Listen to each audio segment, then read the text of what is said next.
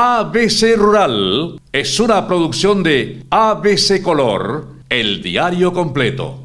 Ba eishapa, maiteirorupe emenguara ko árape. Muy buenos días. A partir de ahora, ABC Rural le trae el campo a su casa, mostrándoles todo lo referente a la agricultura, ganadería, tecnología, comercios y servicios, comprometidos y convencidos de que en el campo está nuestro futuro.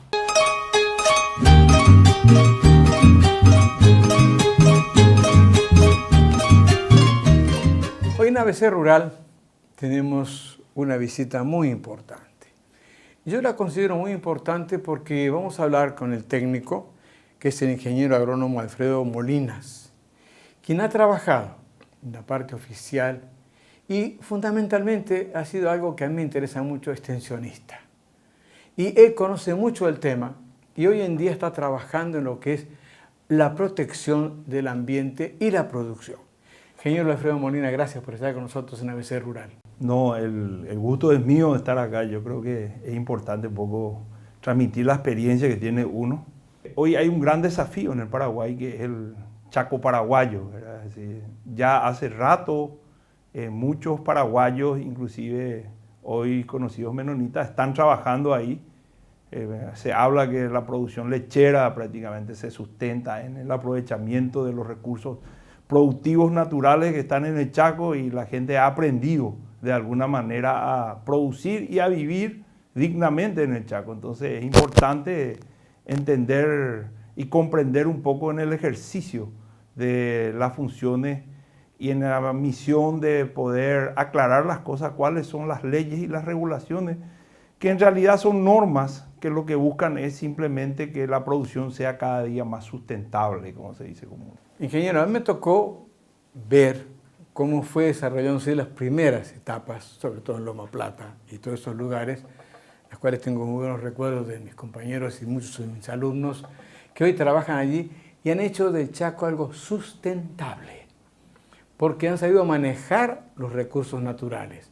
O sea, ellos no agreden, sino he visto que ellos trabajan adecuadamente. No sé cómo está hoy en día eso, ingeniero. Las mejores condiciones para el aprovechamiento de una unidad productiva en el Chaco se basa en la ganadería. El aprovechamiento de los recursos naturales disponibles que hay en el Chaco son de mejor condiciones naturales para la ganadería. Por eso que la gente que ocupa el Chaco empieza normalmente sus unidades productivas con la producción ganadera. Pero después con el tiempo, hace más o menos 30 años, se empezaron a dar cuenta de que había que incorporar la agricultura como parte de la ganadería dentro de las unidades productivas para producir alimentos en época de extremas sequía y extremas bajas temperaturas como helada para poder tener una producción sustentable en el Chaco. Y empezaron a plantarse rubros como maíz, caña de azúcar, sorgo.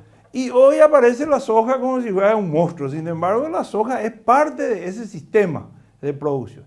Y están las regulaciones, si bien no son las regulaciones forestales que se llaman, no son regulaciones, digamos, sumamente perfectas, porque esta es una cuestión dinámica.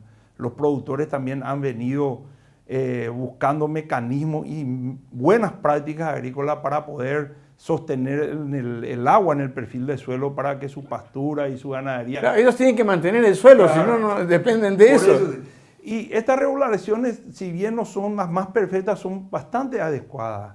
Y hay una mala interpretación en estos conceptos. Es decir, una propiedad de 10.000 hectáreas que quiere ser aprovechada para fines pecuarios o pecuarios agrícolas o de aprovechamiento forestal en el Chaco, lo que se pretende con estas regulaciones forestales que tienen más de 45 años es que si vos vas a aprovechar, y toda la propiedad tiene cobertura vegetal con estratos boscosos, vos dejes un 25% de esa cobertura vegetal y el resto puedes aprovecharlo para fines agrícolas y pecuarios. Y también por parcela de cada 100 hectáreas, 100 metros de franja de protección forestal. Y ahí viene la confusión.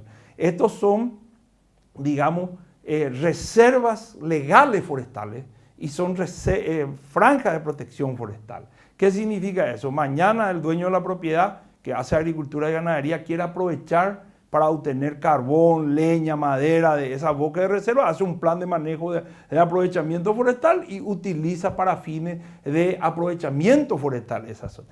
Hoy el productor en el Chaco hace lo que se denomina por la FAO una agricultura climáticamente inteligente. Utiliza las unidades productivas en aquellos lugares en donde le permite y dejan sus reservas forestales en forma intensiva, le genera productividad e ingresos. Son diversificados. Por otro lado, ellos se han adaptado a los cambios que ha venido teniendo el clima, que es algo natural, los cambios que ha venido, entonces se adaptan al cambio. Estuve hablando el otro día con Ronald Lipset y le decía que hoy en día se está incorporando una tecnología israelí de la recuperación y el uso del agua salada. O sea, que se va a aumentar las alternativas del uso para la producción agrícola y también ganadera. O sea que va a haber muchas más oportunidades de aprovechar todo lo que tiene el Chaco. Así mismo, por eso digo, acá lo que las cosas hay que observar en forma objetiva, hay que dejar de lado un poco los principios ideológicos y políticos y sustentar un poco en los conocimientos técnicos y científicos que son cada día más dinámicos. Hoy hay variedades seleccionadas de líneas de soja, digamos, que van a salir, que van a ser resistentes al calor, porque al final, si resolvemos el problema del agua y identificamos cuáles son los suelos que son adecuados para la producción agrícola, va a ser el calor la principal limitante que tiene el Chaco. ¿Cuál sería la parte final que tenemos que recomendar para que esto sea adecuado a lo que es el Paraguay de hoy en día? Tenemos que trabajar con la gente que trabaja en el campo. Tenemos que entender de que nuestros conocimientos pueden ser aceptados, pero van a ser adoptados, como dicen los extensionistas, en la medida que ellos le dé algún beneficio económico, social y como consecuencia una cuestión ambiental positiva en sus unidades productivas. Si nosotros desde Asunción, yo por eso me mudé a Asunción, desde Asunción como siempre, somos los que decidimos por el Paraguay, y como dice ABC, en el campo está nuestro futuro, y queremos sin escucharles, sin ver toda la historia y la vida positiva que tuvieron los hombres de campo, nosotros no vamos a resolver. Hoy las maestras, todos viven en la ciudad, suben en su moto y escuchan lo que se dice en la prensa a la noche y va y le repite. Por eso que nadie más le quiere a los productores ni quiere más al campo. Yo soy agrónomo, fui ingeniero agrónomo y como dije, soy ambientalista por conveniencia, porque a todos les conviene tener los criterios ambientales. Pero hoy el desarrollo en Paraguay, el sostenible, se basa en 6 criterios. 1, no nos hemos desarrollado, tenemos que entender que tenemos que desarrollarnos, no podemos ponerle palo a la rueda a todo.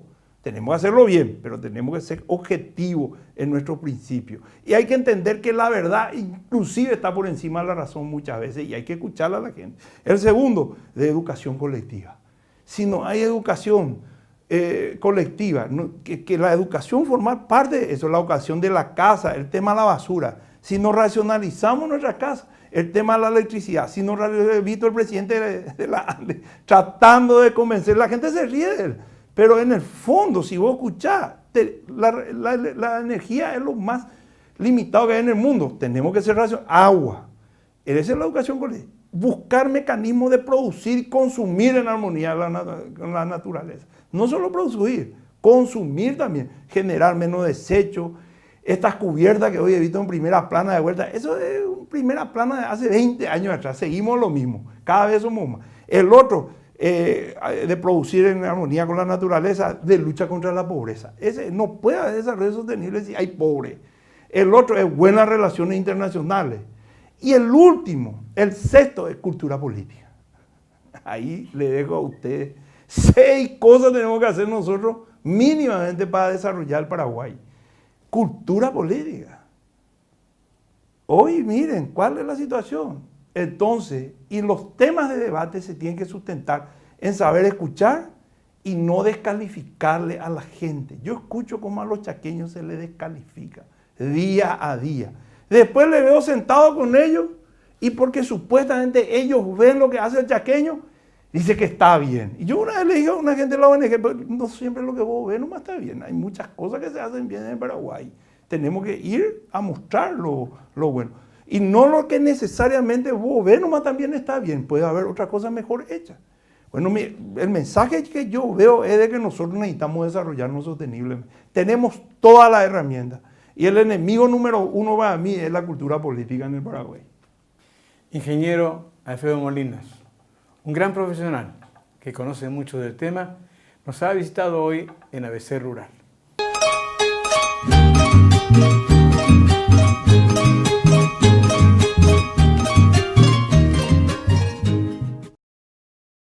El Paraguay está en condiciones de producir horticultura todo el año, con tecnología, utilizando todo lo disponible. Y una de las cosas que hoy en día está trabajando muy bien son los bioestimulantes. El ingeniero agrónomo Eber Barrios nos habla sobre la utilización de bioestimulantes en horticultura y para qué sirven y cómo se deben utilizar. Estamos acá en una empresa que se dedica, ¿verdad?, a productos biotecnológicos para direccionado, ¿verdad?, parte de la agricultura extensiva y también hortaliza, ¿verdad? Hortaliza de fruto, hortaliza de hoja y también fruticultura. Acá lo que estamos presentando, ¿verdad?, es el bioestimulante que tenemos, ¿verdad?, que es el extracto de algas Acophilum nodoso, que es el Acadian. Como podemos ver, esto es en tratamiento de semilla, ¿verdad? Estos son lechuga, que es lechuga morada, y lechuga verde, que sería normal, ¿verdad? La diferencia se puede ver que a la mano izquierda, eso no está con un tratamiento normal. Se ve como las raíces adventicias, o sea que las raíces secundarias están bastante menos desenvolvidas que la parte derecha, ¿verdad?, que tiene Acadian, como está ahí en la precinta, ¿verdad?, dice Acadian. Bueno, la parte era mucho más desenvolvida y la parte de raíces también, que es bastante importante, ¿verdad?, para la planta, porque por la raíz prácticamente la planta se alimenta, ¿verdad?, y va recibiendo los nutrientes que uno va poniendo, ¿verdad? ¿Los bioestimulantes se pueden utilizar solamente en hortalizas de hojas? Este producto se utiliza también en hidroponía, se usa tanto también a campo, se puede utilizar en todas las culturas, ya sea extensiva tanto como hortalizas, en forma extensiva o también intensiva bajo invernadero, bajo media sombra. Eso prácticamente no hay restricción de uso, ¿verdad? Solamente que hay una restricción en tema de dosis, que sería 1 ml por litro a partir de que comience la siembra. Antes del trasplante son 1 ml por litro y después del trasplante se está ya empezando a usar 3 ml por litro, ¿verdad? En forma foliar, en forma direccionada, sin pico ahí cerca de la mata, o si no directamente también por fertirriego. Los extractos de plantas marinas, considerados no dañinos para el ambiente, pueden estimular a las plantas y mejorar la producción. Investigaciones realizadas han revelado que los extractos de Acophilum nodosum, una alga marina que crece en las orillas del Atlántico Norte, se encuentran entre los extractos de algas más activos biológicamente. Como resultado de esta bioactividad y sus efectos en el crecimiento y desarrollo del cultivo, estos extractos se han utilizado para mejorar los rendimientos y la calidad del fruto en muchos cultivos. ¿Qué dosis se utiliza para la producción hidropónica y qué recomendaciones le hace a los productores interesados en implementar los bioestimulantes en sus cultivos? Sería en la dosis que nosotros estamos manejando de 0.25 ml por planta. Estos productos diferenciados, ¿verdad?, biotecnológicos, ¿verdad?, que están apuntando más a una producción sustentable, ¿verdad?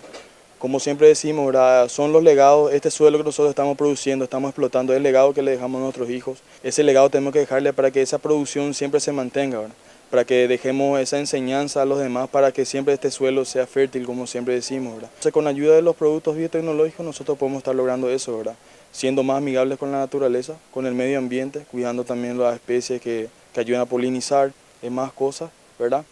Y también, ¿verdad?, teniendo esa producción saludable de esos productos, ¿verdad?, bien sanos. En campo abierto, es importante que los productores apoyen la salud general de la planta durante toda la temporada de cultivo. Ello incluye el mantenimiento de niveles adecuados de fotosíntesis y otros procesos metabólicos. Durante la temporada productiva se requiere un suministro consistente y continuo de azúcares, proteínas y lípidos. Después de finalizar el periodo inicial de desarrollo, el apoyo continuo al proceso fotosintético asegura una sólida salud de la planta y el desarrollo del fruto. Les comento algo que siempre digo con respecto al suelo, que es un elemento vivo. Por lo tanto, hay que aprender a recuperarlo y a cuidarlo. Por eso, podemos utilizar varios sistemas. Uno de los sistemas son los abonos verdes. El ingeniero agrónomo Alfredo Salinas Dayub nos habla de la importancia del uso de abonos verdes en los cultivos. Estamos aquí dentro de la finca escuela de don Norberto González, observando el cultivo de la mucuna ceniza, en el proceso de recuperación de suelo, encima de un cultivo de maíz. Don Norberto va a cosechar el maíz y posteriormente esto ya queda totalmente cubierto por esta especie vegetal, la mucuna. Esto posteriormente pasa al rolo cuchilla, incorpora todo esto y ahí ya viene otra vez la siembra de maíz, otra vez viene encima del cultivo de la mucuna. Se puede notar un desarrollo vegetativo muy bueno de la mucuna. El señor Norberto nos explica por qué ha decidido utilizar el sistema de siembra directa y la rotación de cultivos, además de destacar la ventaja del uso de abonos verdes. Cuando abatiche año tenga huejina 6 meses. A 3 meses a managüe y potirubi amo la mocuna. Entonces a ebe a tenga un baile na abatido y pues no la mocuna ese allá se llama la cobertura cuando cosa se trata de una cosa batí como mocuna oye pues no ve y piruye cuando ve cosa batí haupei a rola llega a año tuve más otras cosas cuando vamos más nada con la rama porque allá pota la rotación de cultivo hay que poner en ese coa y nada otro donde hay por ahí entonces menos trabajo me da la año te jamás la rama pues es la ventaja me da la recuperación del suelo con siembra directa. El ingeniero Salinas nos mostró cómo la mucuna se va incorporando al suelo en forma de materia orgánica. En esta otra parcela vamos a observar cómo la mucuna ya, acá el maíz ya se cosechó todo. Se cosechó todo el maíz y ustedes podrán observar la impresionante cantidad de masa verde que produce la mucuna. Y esto todo se va a incorporar al suelo. Al incorporarse esto al suelo, podemos observar aquí la cantidad de materia seca que va dejando esto, ¿verdad? Incorporándose esto al suelo. Esto significa alimento para la planta, ¿verdad? O sea, así como estaba diciendo don Norberto, esto va a venir otra vez encima, va a ser ya la rotación de cultivo con la rama que él dice, o sea, la mandioca va a venir encima de esto. O sea que es evidente que acá vamos a tener una producción sumamente óptima cuando esto se llegue a ejecutar.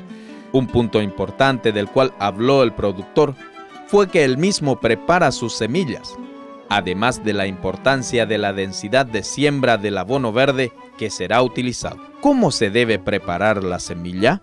Semilla de mucuna, porque la gente no ya fue.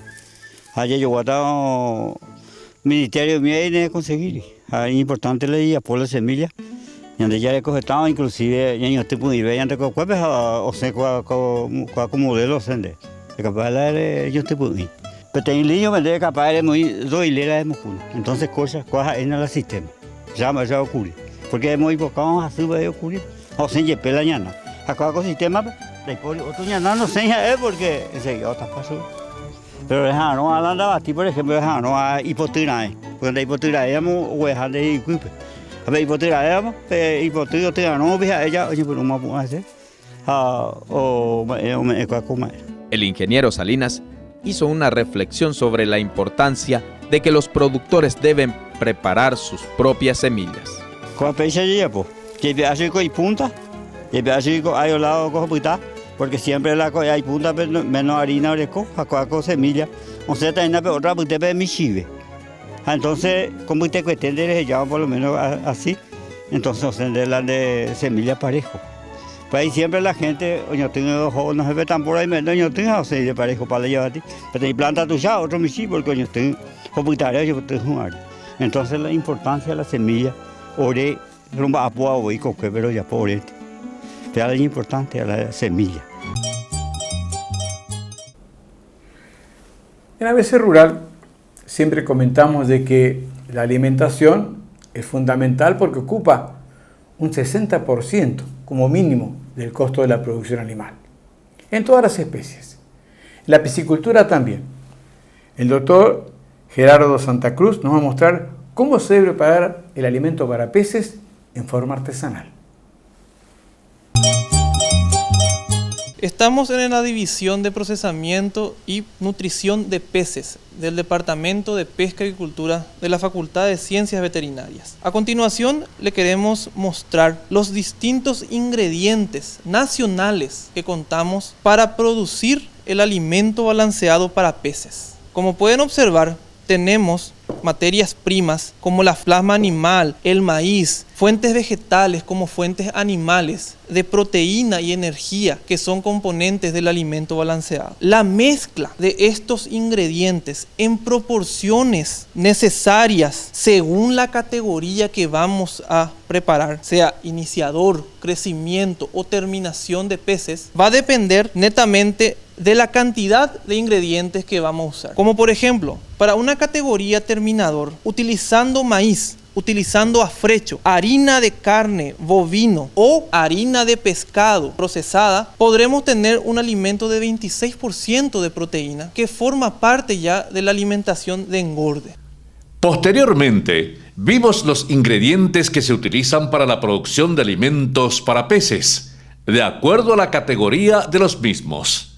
Como ustedes ven, el maíz, la principal fuente de energía en nuestra formulación, viene en granos, generalmente se consume en granos. Tenemos la harina de soja, que es un producto del procesamiento, de la extracción del aceite de la soja, quedando la harina de soja. No confundir con la cascarilla de soja. La cascarilla de soja tiene alto contenido en celulosa. El afrecho de trigo es un producto que tenemos todo el año, como tenemos industrias harineras. Es un producto estable en precio y estable en cantidad. Este es un producto que estamos usando mucho acá, que es el popí de mandioca. Resulta ser que en nuestro país la mandioca tiene un precio muy barato. Entonces lo que nosotros hacemos es, molinamos la mandioca, la secamos o en un secadero o valiéndonos de la misma naturaleza y deshidratamos. Eso lo almacenamos y tenemos harina de mandioca en forma de popí. Y también tenemos la fuente de proteína muy importante, pero también tiene que saberse que la dosis es necesaria en un máximo de 20% para cualquier formulación. No hay que exceder, por ejemplo, en el caso de utilización de harina de pescado como de harina de carne y hueso bovino o porcino, que son subproductos de la industria que faena animales y que como subproductos nos da este material. Una vez que contamos con todos los elementos para producir nuestro alimento, ¿qué debemos hacer? Los peces no pueden consumir el maíz, la soja de esta forma. Debe mezclarse todo y debe homogeneizarse hasta un tamaño que el pez pueda consumir cuando es chico, según su categoría, o que yo pueda transformar esto en pellets. ¿Qué representa el pellet? El pellet es la aglomeración del balanceado de forma que el pez pueda consumir según el tamaño de su boca a medida que pasa el tiempo. ¿Nosotros de qué nos valemos con eso? De tecnologías hechas por nosotros. Tras citar los ingredientes que se utilizan para la preparación de alimento balanceado para peces, el doctor nos explicó cómo se pueden conocer las cantidades para preparar la ración. Estos ingredientes, según el porcentaje que yo voy a incluir, puedo hacer la categoría crecimiento o la categoría terminador con los porcentajes de proteína. ¿Por qué proteína? Porque a diferencia de otras especies, el pez no necesita tanta energía como otras especies para llegar a término, por la condición de que él está en el agua. Entonces, si yo utilizo, por ejemplo, en el caso del maíz, uso 35% de maíz, que es mi componente energético, que me aporta aproximadamente 9% de proteína y más energía, sumado a la soja, que uso 24% de soja en esta formulación, sumado a 22% del afrecho, que es otro componente energético. La soja, recuerden que es un componente proteico. Además de la harina de carne y hueso bovina o porcina, aportaría 18% a la fórmula. Sumado a eso tenemos un componente energético muy aprovechable que estaría rondando los 1 a 2% dentro de la fórmula, que es el popí de mandioca, que es como una harina de mandioca, que la mezcla de estos componentes, claro, por ejemplo acá, mezclando completamente, nos daría en teoría una proporción de hasta 32% de proteína para la categoría crecimiento e incluso el terminador. Una vez mezclados los productos, ¿qué se hace? Pero esto después va a pasar por un molino con el objetivo de homogeneizarlos hasta llegar al punto de 1 milímetro. Este 1 milímetro nos da para que el pez a medida que pase el tiempo, vaya pudiendo consumir el polvo según la capacidad de su sistema digestivo. Este polvo también yo puedo transformarlo en pellets. El pellets es la aglomeración a través con agua y después se deshidrata de este material para que el pez pueda consumir y aprovechar en su totalidad. Posteriormente vimos un equipo fabricado en el Departamento de Acuicultura de la Facultad de Ciencias Veterinarias que sirve para poder molinar y mezclar los ingredientes. Tenemos un diseño de un molino comercial con el objetivo de mostrar el proceso de homogeneización del alimento balanceado. Como pueden ver, tenemos diferentes medidas de zarandas por el cual pasa el balanceado hasta que llegue a ser polvo. En este caso nuestro trabajamos con zarandas de 1 milímetro. Por el molino se logrará homogeneizar el producto. Metemos el producto de diferentes tamaños para que salga uniforme.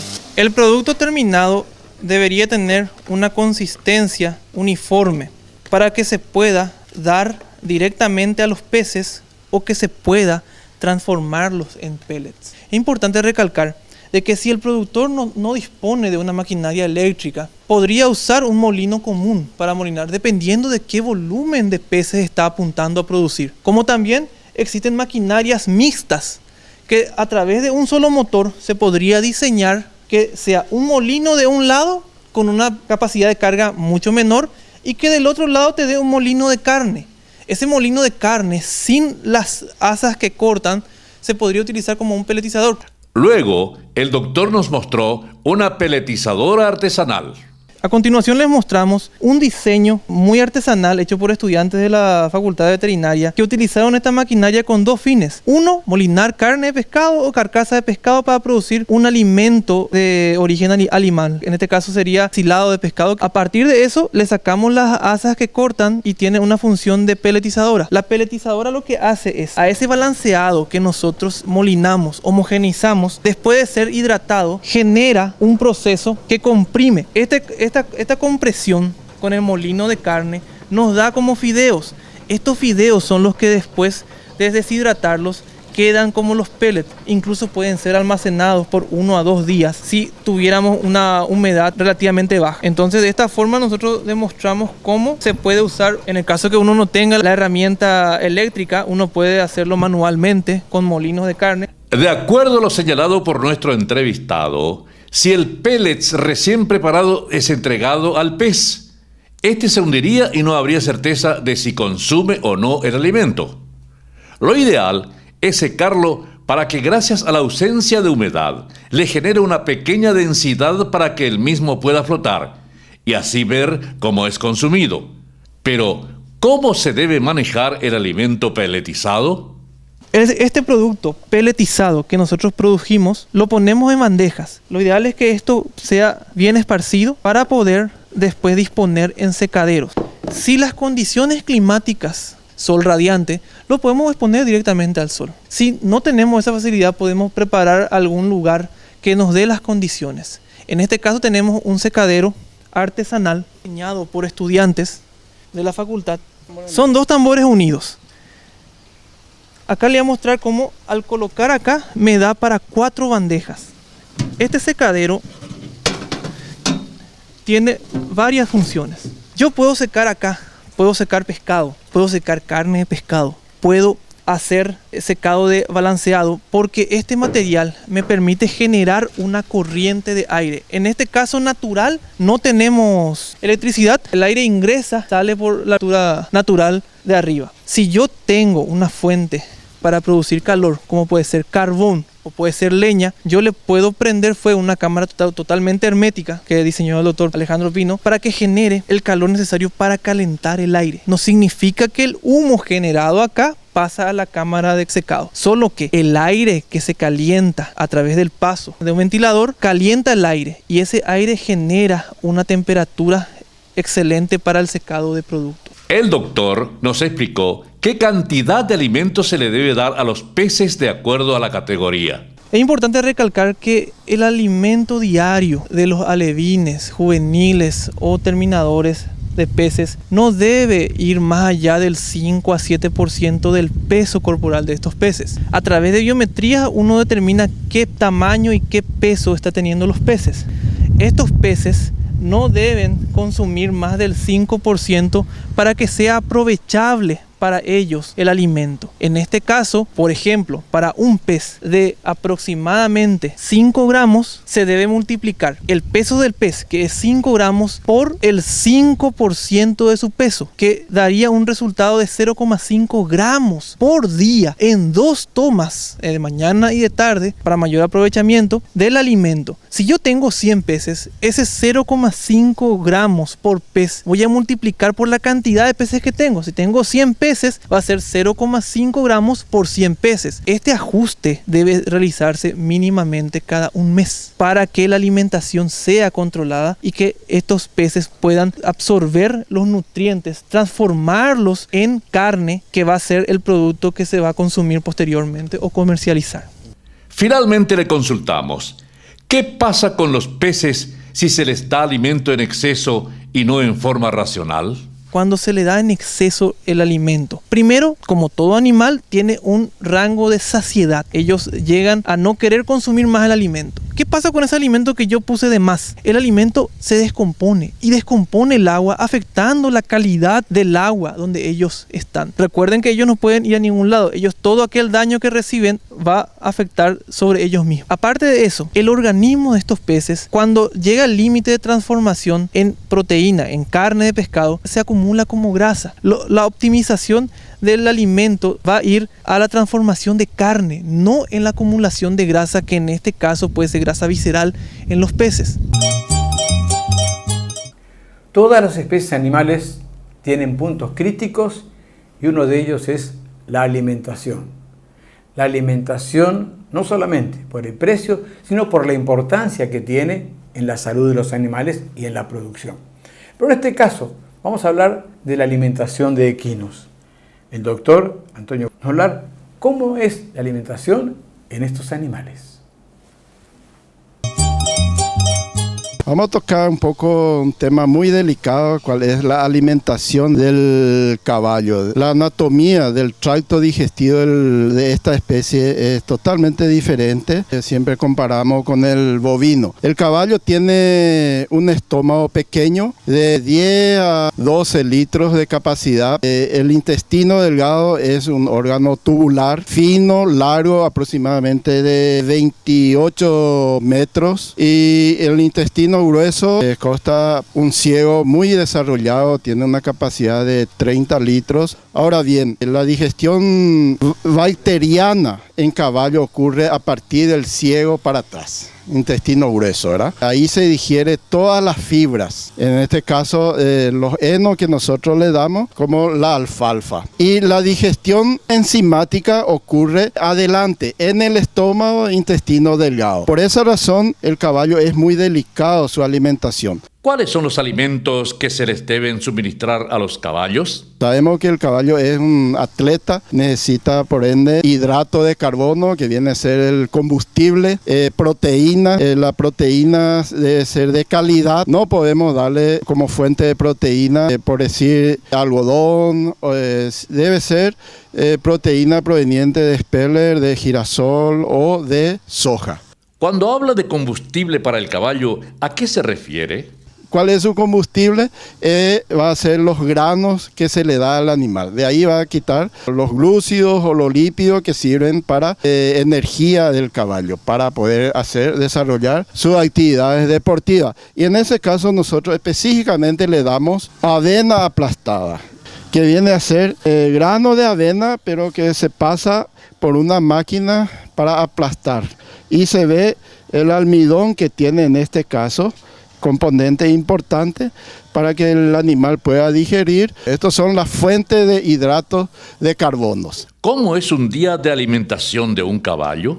La alimentación, la cantidad que se le da a cada caballo es de acuerdo al peso vivo. Nosotros calculamos un caballo deportivo de 500 kilos aproximadamente en buen estado. Le calculamos 1 kilo a 1 kilo 200 gramos por cada 100 kilos de peso vivo. Es decir, un caballo de 500 kilos va a estar comiendo de 5 kilos a 5 kilos y media por día. Ahora bien, esa cantidad nosotros dividimos normalmente en 2 o en 3 raciones. Lo llamamos raciones. Cada ración, entonces, si es en 2, generalmente lo de la noche se le da un poquito más. A la mañana se le da a primera hora, a las 4:30, a las 5 de la mañana, la primera ración. Eso consiste en avena y alfalfa, la parte de fibra y la parte de donde obtiene la proteína es de la alfalfa, ya que la alfalfa es muy rico en proteína. Y entonces a la mañana se le da esa ración y por lo menos debe pasar 2 horas para que ese caballo pueda empezar a trabajar, mínimo. Entonces hay que respetar la alimentación, por esa razón se le da temprano. ¿Qué pasaría si no se respetan esas 2 horas de descanso del animal? Si uno le da la ración, inmediatamente trabaja ese animal, casi seguro que ese caballo al salir va a tener unos cólicos, dolores de panza, que generalmente es difícil el tratamiento. Eso ocurre por un mal manejo, ¿verdad? Entonces siempre hay que respetar esa hora de digestión. ¿Cómo se le administran los suplementos nutricionales a los caballos? Los suplementos, ya sea mineral, vitamina, siempre de acuerdo a la necesidad de cada caballo, pero siempre es importante darle electrolito, vitamina, mineral, porque el caballo suda mucho y nuestro clima es bastante caluroso, por ende hay que suplementarlo. Le acompaña a la ración diaria. Algunos se puede mezclar directamente con la avena o otros se le puede dar en jeringa directamente en la boca, vía oral. ¿Cómo es la nutrición de los potrillos? Bueno, la parte nutricional de los potrillos es diferente, ¿verdad? Ellos necesitan mayor cantidad de proteínas. Un balanceado debe ser mínimo de 18 a 20% de proteína porque ellos están en etapa de crecimiento. Entonces necesitan masa muscular, necesita fortalecer el esqueleto, el hueso, los tendones, entonces el porcentaje de proteína es mayor. Asimismo, debe llevar también los suplementos vitamínicos mineral. En ese caso quiero resaltar los minerales en caballo. Hay necesidades mayores que el caballo debe recibir, como por ejemplo el calcio, el fósforo, que necesitan los potrillos, sobre todo los potrillos en etapa de crecimiento, ¿verdad? Y también hay minerales que el caballo necesita en pequeñas cantidades, como por ejemplo el zinc, el yodo, el selenio, pero no les puede faltar. A eso le llamamos microelementos. La sal mineral se le debe proveer al libitum o directamente mezclado con su ración. El doctor Antonio Gómez nos explicó cómo reconocer cuando un caballo tiene cólicos y cómo debe actuar el propietario o cuidador. Una mala alimentación o mala calidad de los alimentos que se le provee a los animales fácilmente lleva a una enfermedad que es bastante grave para los equinos, que se llama cólico. Es lo que nosotros le llamamos dolor de panza, ¿verdad? Que puede ser origen de la mala calidad de alimento, mala conservación, presencia de mohos, hongos. Los caballos son muy sensibles a la aflatoxina. Los síntomas del cólico inmediatamente por el caballo se inquieta, tiene sudoración, piafan, se echa en el suelo, en algunos casos tiene timpanismo, se infla la panza, se agranda, se acumula gases. También otras causales, ¿verdad? Puede ser por causa parasitaria, los parásitos también, por eso es importante el cuidado sanitario de los caballos deportivos. Aquí hacemos un control coprológico en el laboratorio, un análisis, hacemos cada 4 meses o de acuerdo a la necesidad, cambiando las drogas que se utiliza como antiparasitario, ¿verdad? El caballo deportivo no debe ser gordo. Si nosotros le damos un alimento, un desequilibrio en alimentos, le damos balanceado, más proteína, menos hidrato de carbono, probablemente el caballo va a engordar y no va a poder estar saltando, ¿verdad? Tiene que tener una buena masa muscular, bien desarrollado, pero no depósito de grasa, ¿eh? Finalmente, le consultamos a nuestro entrevistado sobre el agua que debe beber el caballo. Otro de los componentes, de los nutrientes importantes para el caballo, más todavía en nuestro clima, es, aparte de la fuente de proteína, hidrato de carbono, es el agua. Los caballos consumen aproximadamente 25 a 60 litros por día y debe ser ad libitum. Debe ser agua limpia, el caballo debe tener bebedero automático. El agua es vital para cualquier ser vivo, ¿eh? ABC Rural, siempre pensando en nombre del campo, ha realizado un material sobre un tema de mucha importancia: el cultivo hidropónico, tanto para la producción de forrajes para animales como también para horticultura. Trabajos realizados por productores y técnicos paraguayos. Como ven, hay varias alternativas que nosotros podemos tener, tanto en la tablet como también en el teléfono. Volvemos con más ABC Rural. Este pendrive dual se puede utilizar tanto en el teléfono, en la tablet y, si no, en su casa, en la computadora. Pueden adquirirlo en Yedros 745 en Asunción, Paraguay, o en todas las sucursales de ABC Color. ABC Rural TV le trae el campo a su casa. Para cualquier consulta, los invitamos a escribirnos a rural@abc.com.py o llamarnos al 41 51 502, que con gusto les responderemos. Cuando hablamos de producción ganadera, debemos prestar atención siempre a los machos y a las hembras. Todos ellos tienen cuidados fundamentales y hay que tenerlos en cuenta. Pero en este caso vamos a hablar de la cría eficiente de hembras en ganadería. Esto a través de un material que hicimos con la ingeniera Graciela Quintanz. Tratamos de hacer un recorrido, si bien la charla estaba más focalizada en recría de hembras, o sea, en las categorías de reemplazo, intentamos mostrar alguna información acerca de algunos datos objetivos como para mostrar que se puede tener buena información, o sea, encuestas ganaderas son muy importantes, ayudan muchísimo para saber cómo está el país situado. Después mostramos un poco la información que hemos generado en tecnologías para mejorar la tasa de preñez, tecnologías de bajo costo, de manejo, pasamos por el CT temporario, precoz, nutrición y diagnóstico de actividad ovárica. Y por último nos focalizamos en la recría, en la cual, si bien la recría tiene 3 etapas fundamentales en el útero materno, al pie de la madre en el periodo de lactancia y después hasta llegar a la pubertad una vez destetada, los niveles de conocimiento en cada área son diferentes y pusimos mucho foco en lo que hemos trabajado desde el destete al inicio de la pubertad.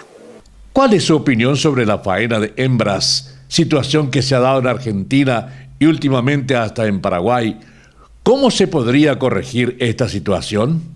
Sí, obviamente nuestra fábrica de producción de carne es el rodeo de cría. Y si empezamos a desmantelar nuestra producción, nuestra fábrica, estamos en problemas. Una forma es, bueno, quedándonos con más reemplazos y por lo tanto ser eficientes en la recría de las terneras. Tenemos que tratar de que nuestras vacas durante la gestación estén bien nutricionalmente, entonces cuando nace la ternera no trae ningún problema que se haya generado en el útero materno, eso se llama programación fetal. Son datos incipientes, pero hay que tener cuidado ahí.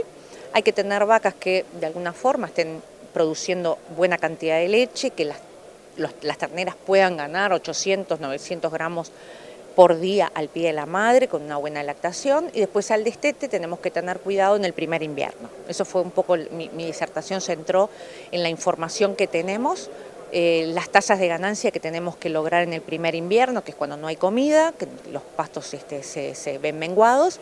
Bueno, con unas suplementaciones cortas de 3 meses podemos lograr 200 gramos por día. Eso ya es suficiente para que ese animal tenga un desempeño productivo y reproductivo posterior adecuado. Así que ahí nos tenemos que focalizar. En lo que tiene que ver con aquel ganadero tradicional que no aplica tanta tecnología, ¿cuál sería su recomendación, sea pequeño, mediano o grande? El productor más tradicional, que podemos decir, o es el productor familiar chico o es el productor que está lejos de la tecnología, son dos escenarios diferentes. Nosotros, una de las formas que hemos encontrado que es muy eficiente es trabajar en grupos. Cuando los productores son capaces de asociarse, de unirse con un técnico asesor y compartir sus problemas, que entre todos nos lo asesoren, que se sienta respaldado en la toma de decisiones, realmente es un cambio. O sea, para aquel productor que es grande y que no se acerca a la tecnología, bueno, tiene que recurrir al asesoramiento técnico. ¿Ah? Es la forma que te lleven de la mano y te hagan el recorrido tecnológico de forma responsable y mesurada. Aquellos productores que son pequeños, agrúpense. ¿Cuál sería el primer paso para mejorar la recría de hembras en producción bovina? Si a mí viene un productor y me dice, quiero mejorar la cría, lo primero que tengo que decir es, tengo que ver tu campo, y tengo que ver tus vacas, y tengo que conocer tu sistema de producción. No todos los sistemas son iguales, y no todos los problemas son iguales. A veces vamos a un campo y entramos al campo, recorremos, miramos los animales, el pasto, y detectamos que, por decir algo, hay un problema nutricional. O va al campo de al lado, alambrado por medio, entramos y vemos que hay un problema más del biotipo, del tipo de animal que está en un lugar donde no corresponde, que no es la genética, a lo mejor no es para ese sistema, y después nos vamos portera para afuera, cruzamos al otro campo y tenemos un problema sanitario. Entonces, hay que hacer un buen diagnóstico. Lo importante, lo tranquilizador es que hay herramientas tecnológicas para cambiar. Después de un buen diagnóstico está la información para generar el cambio. Y eso me parece que es lo más valioso. Hablar de tecnología no siempre significa gastar dinero. Nosotros hemos desarrollado las tecnologías, nosotros le llamamos las tecnologías de proceso. O sea, que no son las tecnologías de altos insumos y alto dinero, sino más bien las tecnologías del conocimiento, las tecnologías de bajo costo. Hoy hablamos de la tablilla nasal.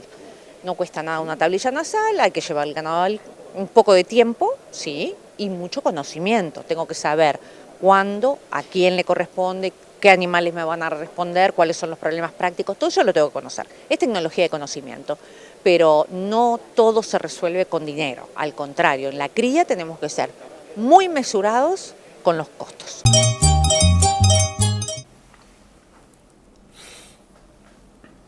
El desarrollo agropecuario en el Paraguay va creciendo permanentemente, dando al país mucha ayuda en lo que es su base económica.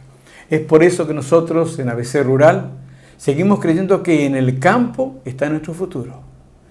Pero recuerden que tenemos hoy en día trabajos muy buenos, producimos muy bien y también tenemos una excelente agroindustria.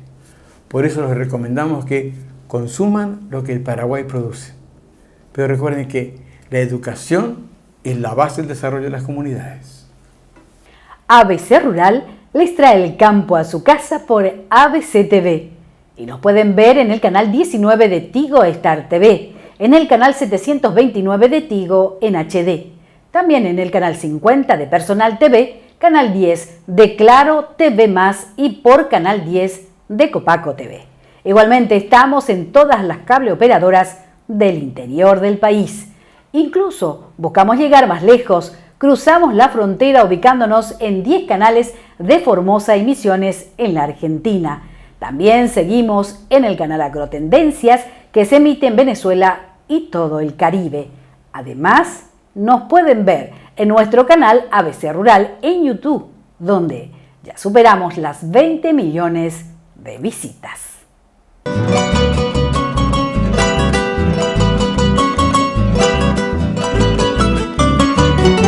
ABC Rural fue una producción de ABC Color, el diario completo.